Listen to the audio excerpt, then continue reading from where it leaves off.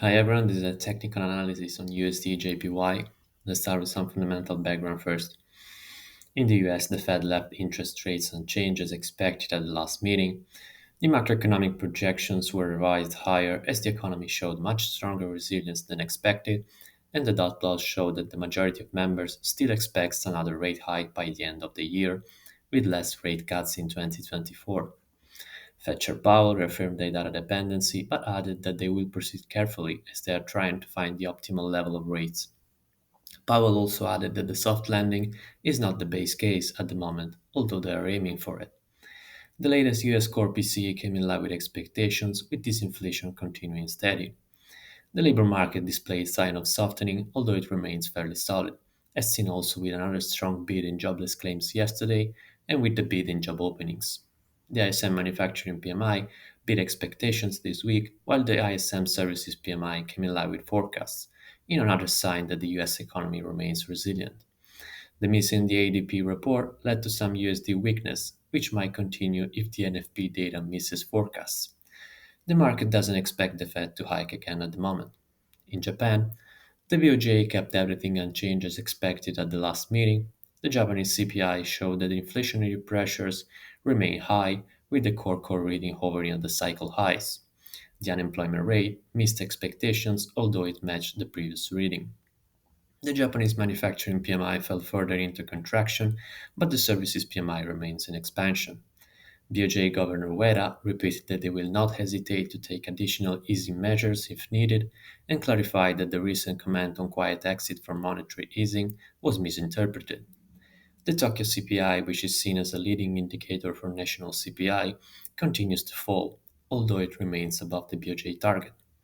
The Japanese wage data today missed expectations, which is unlikely to lead to a more hawkish BOJ since they want to see a higher wage growth.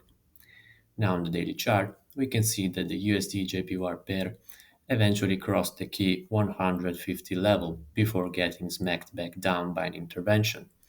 The Japanese officials didn't comment on the intervention, but it's hard to deny after such a big and quick move. Nonetheless, the price bounced back soon after and started to consolidate, as market participants might now be afraid to push above the 150 level without a clear and strong catalyst. On the 4-hour chart, we can see more closely the intervention spike from the 150 level. The price is now below the trend line, and the massive divergence with the MACD might lead to a bigger correction into the 145 level, especially if the US data starts to miss expectations. The miss in the Japanese wage data today might lead to a short term rally into the broken trend line, but the NFP report is what is likely to lead to a more sustained move. On the 1-hour chart, we can see that the price has been diverging with the MACD, which is generally a sign of weakening momentum, often followed by pullbacks or reversals. In this case, we might see a rally into the 149.30 level, where we have the confluence with the broken trend line and the previous win high level. This is where the sellers are likely to pile in, with a defined risk above the level to target the 145 level. The buyers, on the other hand, will want to see the price breaking higher to try and again a break above the 150 level.